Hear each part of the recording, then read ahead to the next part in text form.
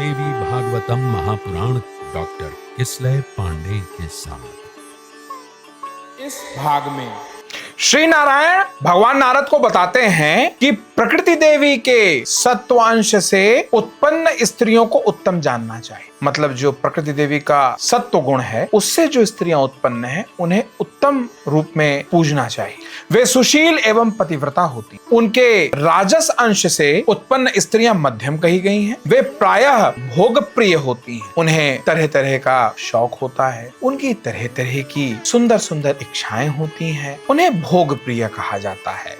उनको भोग विलास ऐश्वर्य आनंद तरह तरह का उनका स्वभाव होता है। वे सुख व भोग उसके वश में रहती हैं। उन्हें सेवक चाहिए होते हैं। उन्हें विभिन्न प्रकार की आनंद देने वाली वस्तुओं की आवश्यकता होती है। तो उन्हें सुख व भोग प्रिय स्त्री की संज्ञा दी गई है तथा अपने ही कार्य में वो सदा तत्पर रहती हैं। उन्हें अपने से मतलब रहता है। वो सदा अपने कार्य में तत्पर है। अधम स्त्रियां प्रकृति के तामस अंश से उत्पन्न बताई हैं श्री नारायण ने भगवान नारद को। वो कलह प्रिया, जिन्हें कलह करना, लड़ाई झगड़ा करना, कलेश करना, धूर्त, आवश्यकता से अधिक स्वच्छंद विचरण और अपने ही कुल का नाश कर देने वाली, इस रूप में चिन्हित किया है श्री नारायण ने भगवान नारद के। जो पृथ्वी पर उल्टा स्वर्ग में अप्सराएं तथा अन्य पुष्यली नारियां हैं, वे प्रकृति के तामस अंश से प्रकट बताई गई। इस प्रकार हे नारद, मैंने प्रकृति देवी के वो सारे ही स्वरूप जो मेरे संज्ञान में थे, मैंने उन्हें आपके सामने प्रकट कर दिया।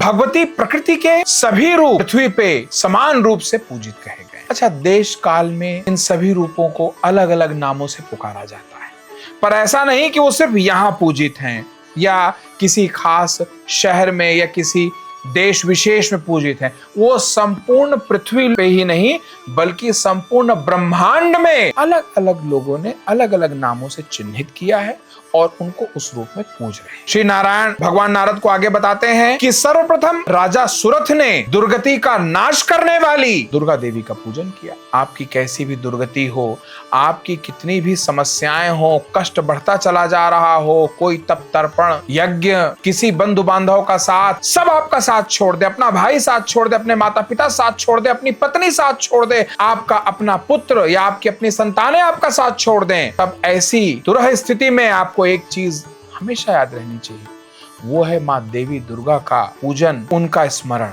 अच्छा, तो बार बार मैं ये बताता रहता हूँ, पूजन का मतलब ये बिल्कुल नहीं होता 250 ग्राम लड्डू, 2 अगरबत्ती, 4 फूल चढ़ाना, बिल्कुल नहीं। असली पूजन में तो इनकी आवश्यकता ही नहीं होती। असली पूजन का अर्थ होता है पूर्ण जागरण। पूजा वास्तव में पूर्ण जागरण का अपभ्रंश है। तो अगर आप अपने इष्ट के सामने, अगर इष्ट का विग्रह नहीं, कोई बात नहीं, आप कहीं एकांत में जहां आपको कोई भी परेशान न करे, आपका ध्यान भंग न करे, एकांत में आप अगर अपने इष्ट का चिंतन कर सकते हैं और इस कदर चिंतन करिए कि वो आपके चित्त में जागृत हो जाएं, प्रकट हो जाएं। जिसे जो योगी जन हैं उन्होंने मानस पूजन की संज्ञा दी और उनसे ऐसे बात करी जैसे मैं आपसे कर रहा हूं। जब वो आपके चित्त में प्रकट होते हैं और आप उनका पूजन करते हैं, उनसे अपनी बात करते हैं, तो वो सर्वोत्तम पूजन कहा गया है और उसमें मांगी गई वस्तुएं, उनमें की गई हर इच्छा जो भी आपने प्रकट की हो, उसका पूरा होना उसी क्षण सुनिश्चित हो जाता है।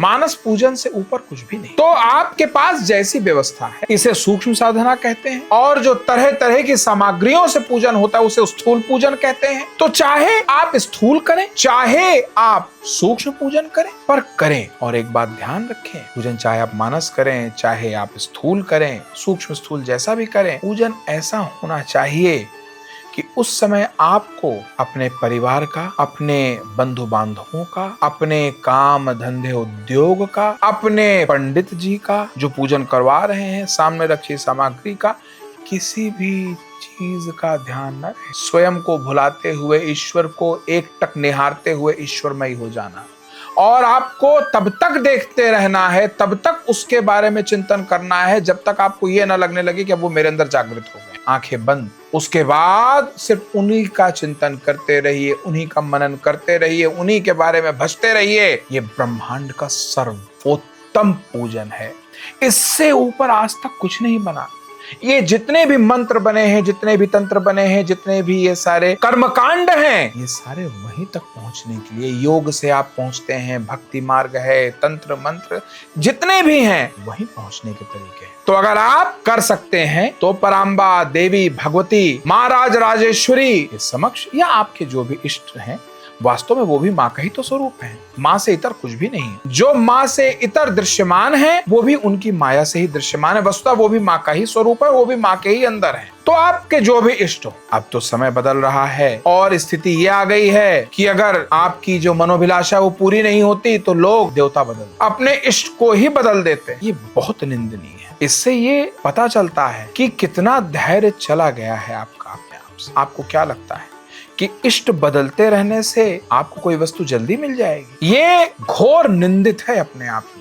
आपका इष्ट वो आपका इष्ट नहीं, वो आपका भाव है। उसके साथ रुकिए। हो सकता है परीक्षा चल रही हो, आप हो सकता है कि गला कटने की नौबत रही हो, उंगली काट के आपके कष्ट को दबा दिया, कम कर दिया, खत्म कर दिया। वरना आपका तो ऐसा था कि आप टुकड़े टुकड़े हो गए होते। आपने ये नहीं देखा कितना बड़ा संकट टल गया। आप बस ये देख रहे हैं कि उंगली में खरोंच आ गई। तो अपने इष्ट आपकी वस्तुएं पूरी हो रही हैं, नारायण बड़ी कृपा। आपकी मनोवांछित वस्तु मिल गई, नारायण बड़ी कृपा। नहीं मिली, नारायण वो भी आपकी कृपा क्यों नहीं दी। हो सकता है आज नौकरी ना मिली हो, इसका मतलब है कोई बहुत बड़ा उद्योग आने वाले समय में आपको मिलने वाला हो। जो ना हो सके पूर्ण काम, उनको करो प्रणाम।